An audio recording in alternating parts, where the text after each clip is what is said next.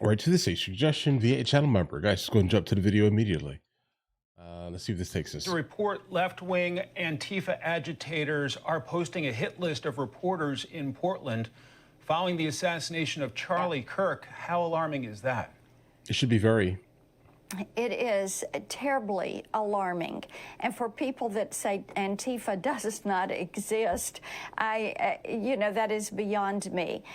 You do have this organization. They are very well funded, and you have these Antifa cells, and for them to be producing hit list is indeed alarming. And Mike, one of the things that does concern me is the uptick in violence against federal law enforcement and ICE. That's increased over 8,000% this year. And I have that. I mean, you guys, let's just be real here. The reason why it basically has increased so drastically is because they're a lot more present and kind of in your face, if that makes any sense, than they ever were, at least within the last decade or so. Biden basically cucked them for the most part and told them that they had to basically, stand at the border and help people in. You get what I'm saying here, guys? So obviously, if you're going to be a lot more present and kind of in your face and basically making sure you're getting out anyone with any type of deportation order, of course, people are going to start seeing that a lot more often, right? And understand this here, the adversarial side specifically that is against the concept of removing illegal immigrants or even Trump in general, they're gonna hate anything that he does, guys, right? So of course, if Trump is proud specifically to remove illegal immigrants from the United States of America, the other side is absolutely going to go crazy with it.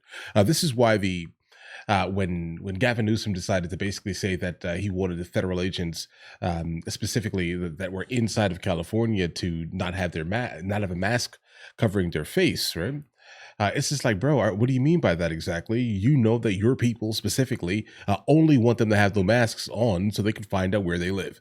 They're legal. The people that they're going after are not. You're basically protecting criminals. Protecting law enforcement from Doxing Act, which we are trying to get through Senate Judiciary Committee, that needs to get to President Trump's desk. Absolutely. So we do name it a felony and go after these individuals that are doxing law enforcement and their families.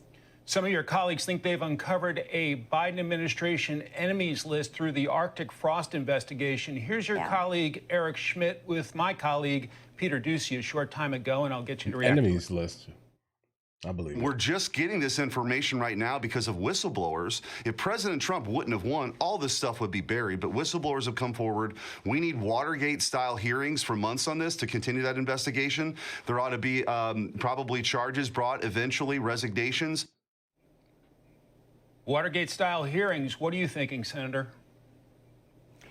I agree with that, and I have been encouraging Chairman Grassley to move forward. We should immediately call Judge Boasberg in front of us. He's the one who signed these subpoenas against me and the other 9 Republicans that were subpoenaed. Our phone records were subpoenaed. And Mike, we don't know what else they got. Did they get banking records? Did they do opposition-style research on us? And exactly what were they doing? We also need to call the CEOs of these wireless companies in front of us. Verizon rolled over and complied. AT&T fought back. AT&T did not release records. But the fact that Judge Boasberg would have put a non-disclosure order on top of the subpoena and said, well, I fear that these senators may destroy evidence or tamper with evidence, or they may intimidate witnesses.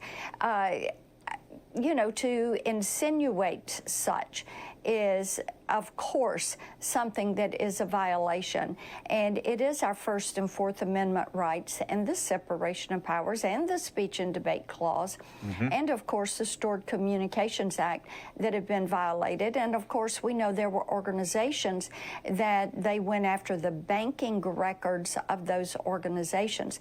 So this is deep and wide. It is far deeper and wider than Watergate.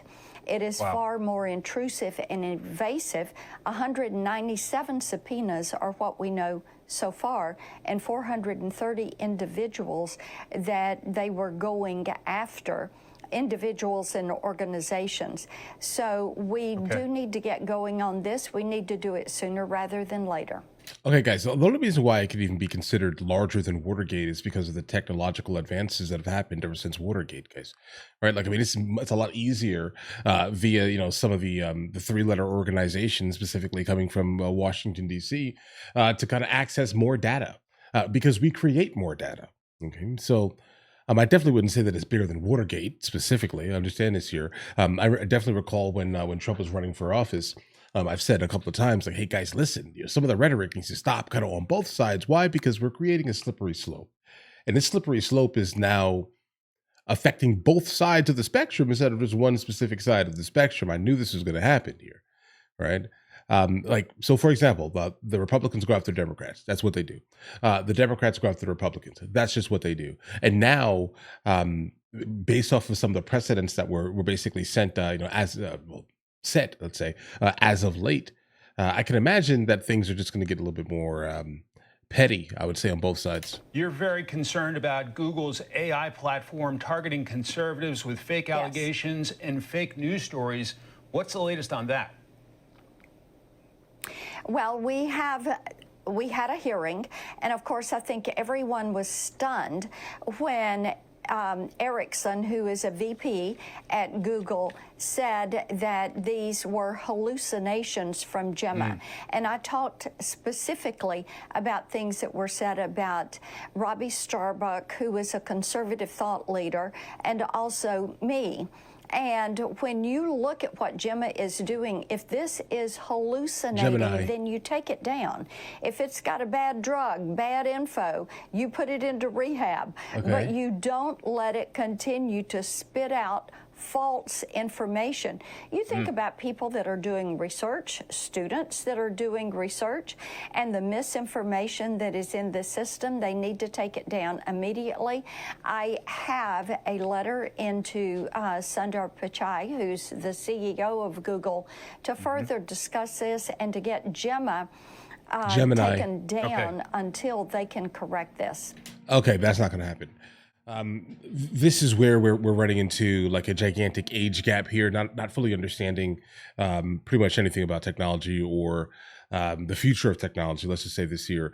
Guys, when it comes down to like AI specifically, everything is based off of prompts, and prompts basically definitely can have like a bias baked into it. This is why you basically force your specific, you know, variant, let's say, of your AI to not have a bias, because that's the reality. Like, if this thing was started talking crazy, you then ask it directly, is there a bias baked into this statement? If so, can you please remove bias?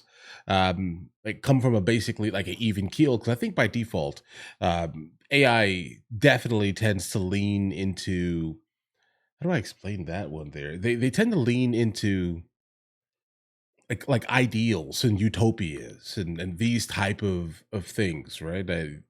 It obviously understands that people have varying ideas of how things need to be, specifically, you know, externally or the things that they want to experience. They obviously have they know, right?